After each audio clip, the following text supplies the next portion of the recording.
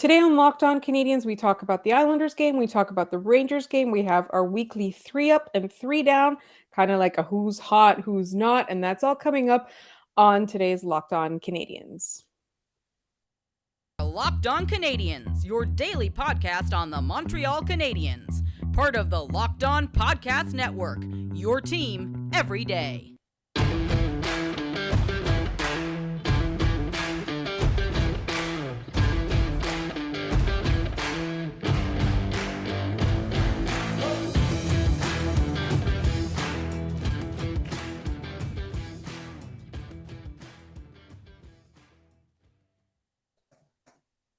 Hi there, everyone, and welcome to episode 765 of Locked On Canadians. And we thank you for making us your first listen of the day every day.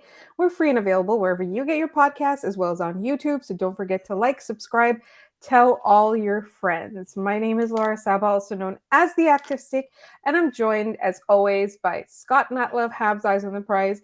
Scott has been living his best life, watching all kinds of hockey and football this weekend, while I have been living my life drinking a lot of mimosas and watching hockey. Scott is like, that game against the Islanders wasn't great, but we'll get into that in a second. Scott, how are you doing this weekend? I'm doing all right. Finally shaking off whatever remnants of cold, respiratory, whatever the heck this thing was.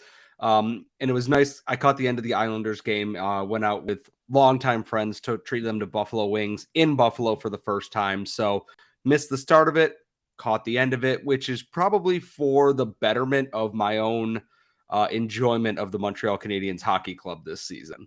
I mean, you did exactly as the Canadians did. They missed the start of it and only showed up for the end of it. So that's definitely something that the Canadians are going to have to do. We don't want to rehash every single episode that we do over and over again, but this will not be the first, nor the second, nor even the third time that we talk about how the Canadians really need to show up at the beginning of the game. They can't put themselves in a hole. They can't play in such a way that will allow the opponent to take control of the game. Most of the time, it's starting with allowing at least 2 goals, and that's not good. But also, if you're on your heels for the whole game, sometimes you get lucky and you don't allow those goals, but you're putting yourself in a position to be behind the play all the time. You're giving the opponent more and more rope. And you're also, I think for me, you're constantly kind of taking penalties, which you really don't want to do. You're forced to play in the ways that you're not good at. So you really have to show up early. You really have to show up for a full 60. And you really can't allow the game to get out of hand. Sometimes it's like you don't even give up that many shots or goals, but you look at the underlying numbers and like the expected goals are wildly lopsided in favor of the other team, or sometimes even the shot attempts are wildly lopsided in favor of the other team. And you're not talking about amazing teams here. You're talking about teams, right? That's who you're playing against right now. And so I do like, and I feel like with the Islanders game, the third period was good. We want to see more of that. And then, the following day, even though it was a second night of a back-to-back and the game even started earlier, so it was a less than 24-hour turnaround time between the start of one game and the other game. I think the Canadians did much better. They did show up. The underlying numbers, again, aren't super promising, but the way that they played with the energy, the way that they, the effort was there, the energy was there, the presence was there. And I thought they played so much better. Obviously, they were rewarded with a win, but it was a fun game when's the last time you watched a Canadiens-Rangers game and it wasn't one of the most boring games you'd seen in your life? Like, this game was great.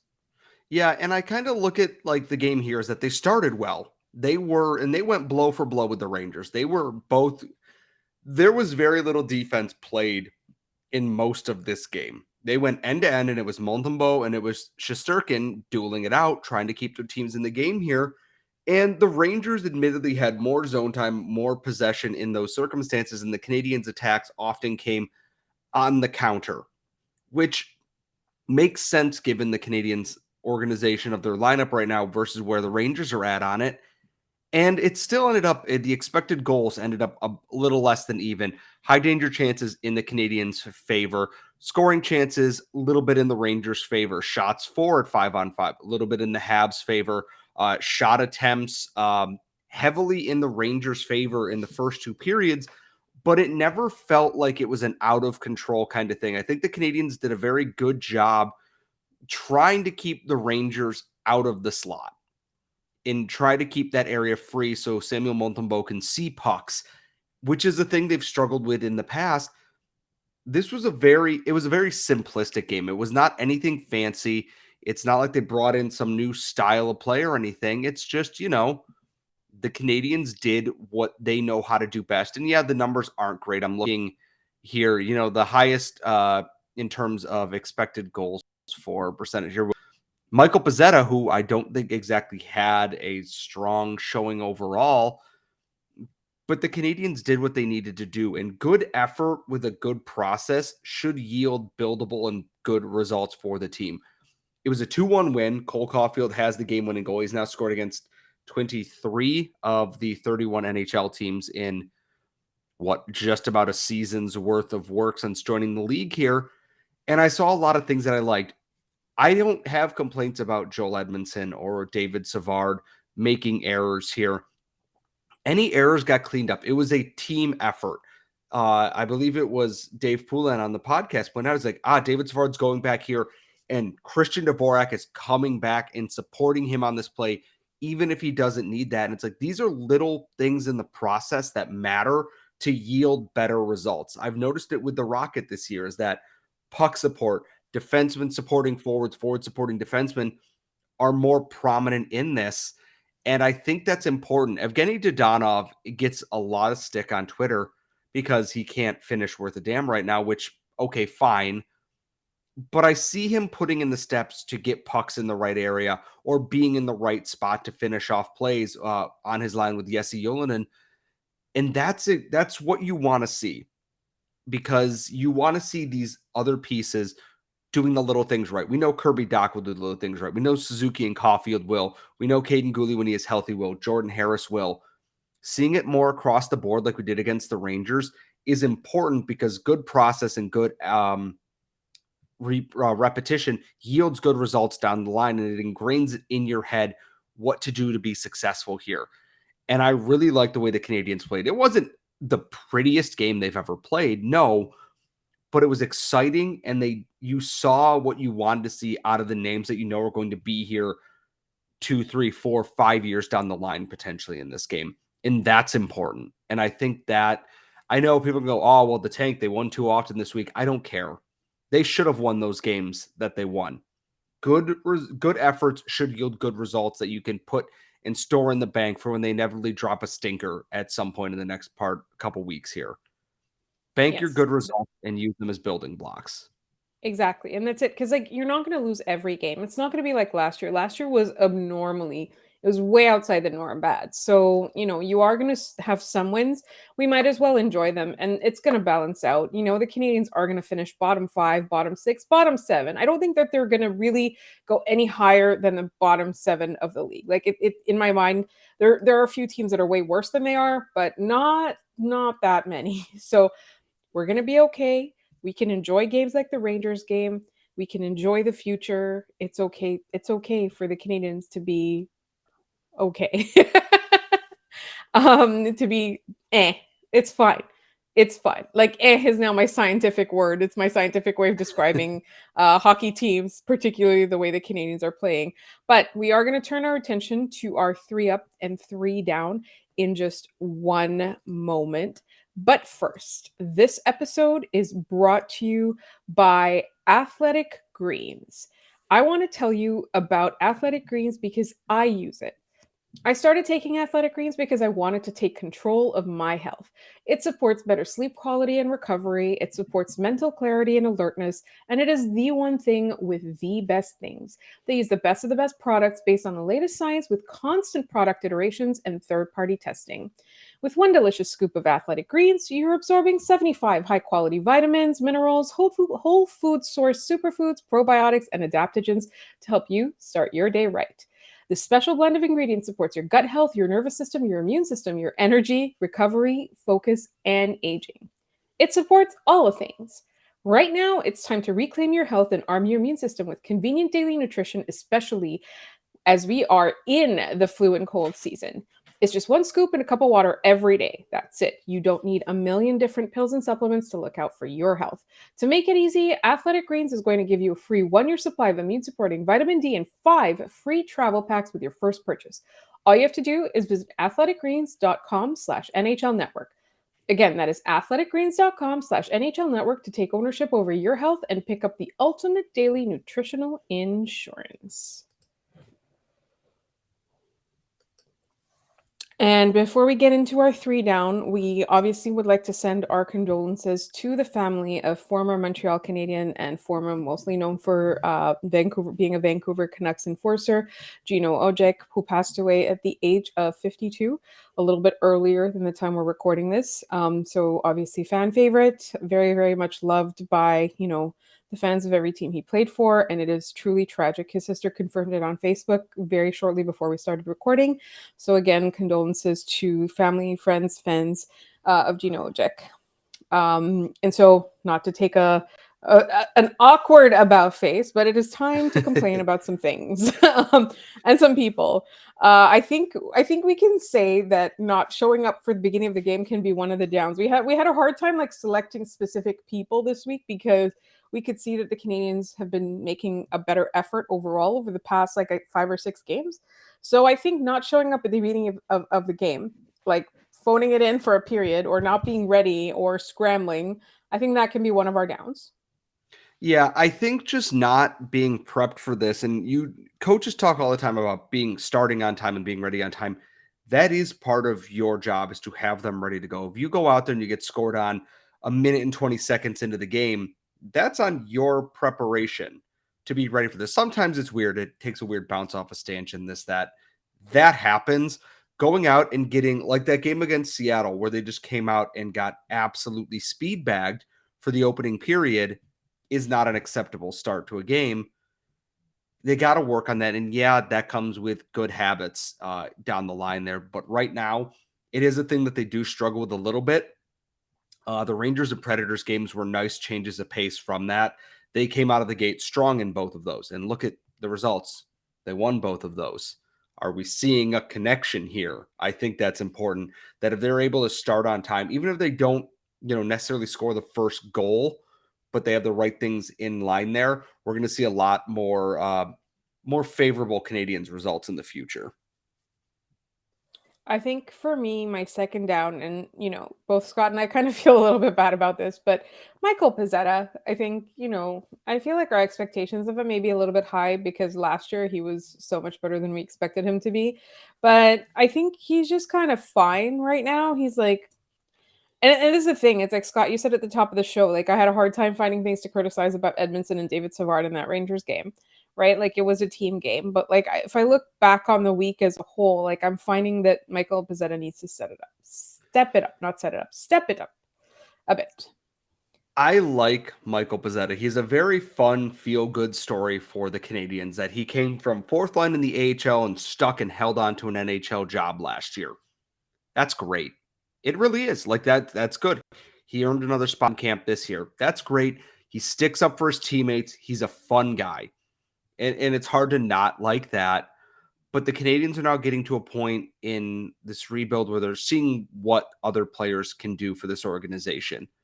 You have seen where Michael Pezzetta caps out, and that is a bottom 6 winger with energy who can fight, can sometimes score the odd goal. It's not happening this year for him because other people are scoring goals this year.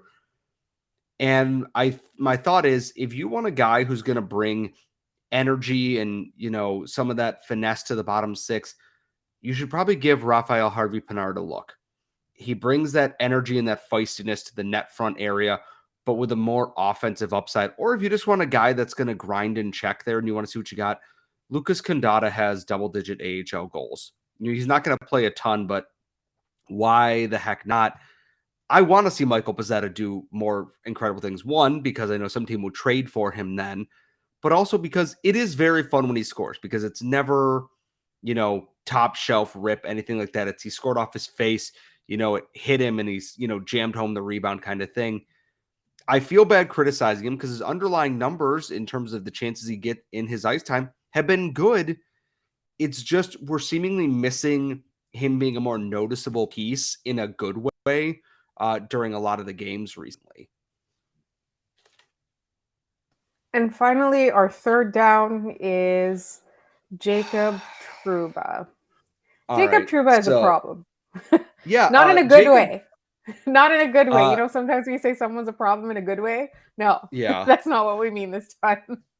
This is a family podcast, so I can't call Jacob Trouba when I actually want to call him. Guy has a problem with keeping his elbows close to his body, in that ask Penguins fans, ask Islanders fans, he's got a thing for hitting people up high with the chicken wing elbow.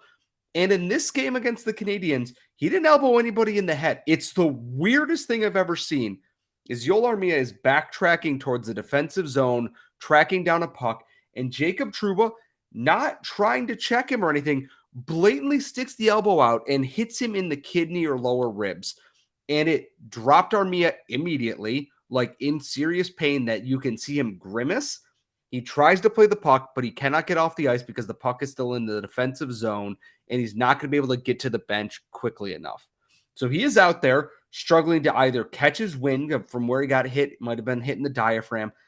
And my whole thought with this is, what are you even doing? There's no point to throw that kind of elbow out unless you're purposely trying to injure somebody. It's not a check. It's not you're separating a puck carrier. You are elbowing someone in the kidney and ribs to try and injure them. And for all the stuff that the officials called in that game, that somehow escaped their eye. And this is not an officials rant, because all hockey officials are bad at their job in one way or another. You're the captain of the New York Rangers, one of the richest franchises in the sport, one of the original 6 teams. You play in a premier market, and you play like some scrub just called up from the minors trying to make a statement. It's trash. And I'm grateful they only play one more time. He hasn't had a chance to elbow anybody in the head yet, but it's only a matter of time. And even Rangers fans in my mentions are like, I'm so sick of this. Because eventually, and we've seen this with Boston, we've seen this with other teams, the minute you start picking off other players on other teams with dirty hits and nothing happens from player safety or anything, someone eventually goes vigilante, and then everything gets ugly. It happened with Tom Wilson. It's happened with Ryan Reeves before. It's ugly and it's stupid, and there's no point for it. Elbowing Joel Armia in the kidney and ribs there's no reason for it. You're wearing basically Kevlar on your arms. That had to hurt like hell. You already get hit enough. It's a trash play, and I'd say be better, but I don't think this is. I think this is it for him. He's got 14 points in 43 games, and he gets paid $83 million or $8 million a year. Congratulations. Just keep your arms and legs inside the vehicle at all times, Jacob Trouba. Yeah. That's what we're asking. Disneyland it. Arms inside the vehicle. And if you can't do that, get off Space Mountain and go somewhere else. All right, we're going to get off Space Mountain and go somewhere else. We're going to go to our 3-up, and that's coming up in literally just one moment. But first, as you already know, this episode is brought to you by BetOnline.net, which is your number one source for sports betting info, stats, news, and analysis. You can get the latest odds and trends for every professional and amateur league out there, from pro football to college bowl to basketball to literally everything, because we've got it all at BetOnline.net. And if you love sports podcasts, which we know you do because you're listening to this one, you can find those at BetOnline as well. We're always the fastest and easiest way to get your betting info. So head to the website today or use your mobile device to learn more. BetOnline, where the game starts. And Scott, where our game starts is Cole Caufield.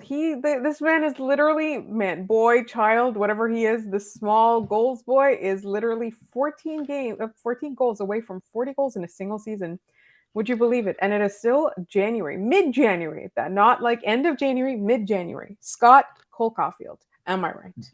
Dom Ducharme is in shambles somewhere. And the thing about this game was, this game started with Cole Caufield dangling Adam Fox, a Norris-winning defenseman, going around Igor Shesterkin, a Vezina-winning goalie, and almost scoring a minute and a half into the game.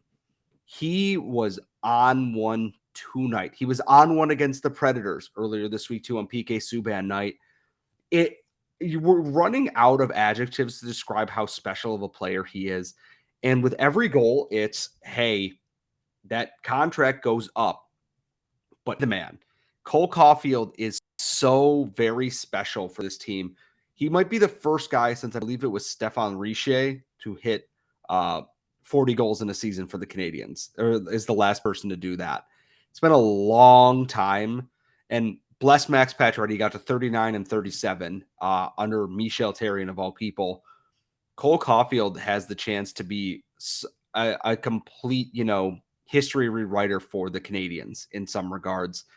And his success with Nick Suzuki away from Kirby Dach is important because that means if they can make things work with those lines separated, is good news for Martin St. Louis and the Canadiens.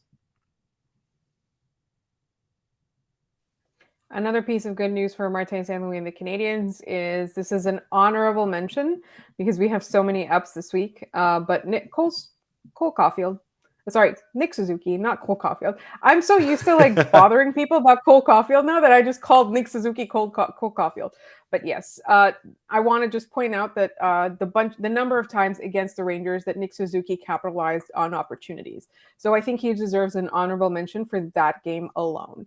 But, he's Nick Suzuki. He always deserves an honorable mention. All right. So, Absolutely. Scott, you had an up you had two ups.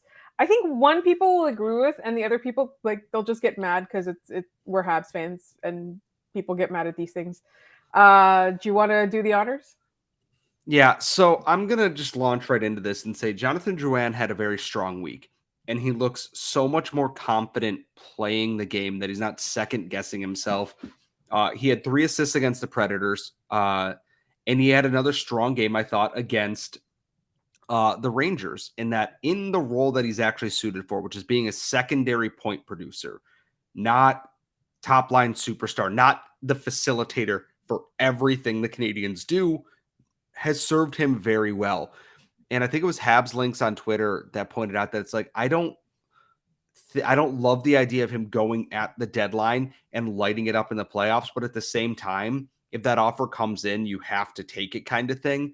I thought Jonathan Drouin had a strong week, and I'm not saying everything is fixed. He still hasn't scored a goal this year, not through any fault of his own. He's getting opportunities, and to see him get opportunities and also be a facilitator in the playmaking game is important for Montreal because it gives them more options around the lineup there. And it's seemingly helping get the power play a little bit back on track, that he's finding his groove there. And I'm glad to see that. There's a lot to be said about the trade and how it didn't turn out like we hoped, but I'm not cheering for Jonathan Drouin to kind of get himself back on track here. And I think he's doing a really good job at that right now. And I'm excited to see kind of what does this mean for him the rest of this year. If he continues to pick it up, does he suddenly become a more valuable trade piece than Sean Monahan? Especially if he starts, potting some goals here and there. I think he's an attractive piece to a lot of teams once they see that he's kind of gotten over whatever early season woes were bothering him. I think that's true. For me, I want to see a good return. At this point, I've kind of made my peace with everything. I know on this podcast, for the past, we've been here for around 4 years now, almost 4 years. This is, 3.5 years now. We get a lot of heat for this, but we've championed him, and I think he hadn't done all he could do, but now he is doing it. So for me, I just want a good return at the deadline. Scott, how about our final down? I was a little bit surprised by this, actually, because I feel like we were complaining about him just last week, but Samuel Montembeault. Yeah, as our final up of the week, Samuel Montembeault was great this weekend. Kind of a rough start against the Islanders. We talked about starting on time, but he was so good over the course of this weekend. Against the Rangers, he was phenomenal. He arguably outdueled one of the best goalies in the NHL with a much less well-constructed roster in front of him in this game. And he played extremely well on a back-to-back. He played the night before. It's not like Caden Primo played and then he got this game. He played both games and played really well. He played really well all week, I thought. Against the Kraken, the team kind of wasn't there in front of him, but he played well against the Predators, played well against the Islanders, and played well against the Rangers. You can't ask much more from a guy that was supposed to be your backup this year. And I'm glad that he's getting some of the results because I thought he's had a lot of strong games that get kind of undone by the Canadiens try and push, which means they're less defensively responsible. Late goal. And what was a 3-2 game turns into a 5-2 game and makes his numbers look worse. Samuel Montembeault this year has been a really pleasant surprise in terms of just his confidence, his stability in net. And even when Jake Allen comes back, I know Jake Allen is the starter on this team. There's no reason you can't give some more of his starts to Samuel Montembeault and have it be a true 1A, 1B split, 50-50 everything. Or give Jake Allen an extra night off here or there and let him kind of rest and be ready for next season too, when he's going to, again, be the starting goaltender on this team. Samuel Montembeault has given them a little bit of some time to work on their goaltending situation. And we will find out if the Habs claimed Alex Nedeljkovic off of waivers. He was placed there today. I don't think they should do it, but if they claim him, we have plenty to talk about on our Monday night recording. And that's coming up tomorrow for all of you. In the meantime, please subscribe to this podcast wherever you get your podcasts, as well as on YouTube. And don't forget to hit that bell so you get a notification every time we post a new episode. We promised you a fun holiday thing, which we're still gonna do. We're just trying to work out our schedule. I promise you're gonna like it. At least, no, I can't promise that because then you'll ask for your money back. In the meantime, you can also find us on Twitter at LO_Canadiens. You can always email us at lockedoncanadiens@gmail.com. We absolutely love getting your emails. We actually got some photos here that we can now share on Twitter in our last set of emails. You can also leave mailbag questions in the YouTube comments. Please, just be respectful of one another. We don't like when people are like drive other people off of this podcast comments page. We want all of you to listen to us. Thank you so much for listening. We will talk to you tomorrow.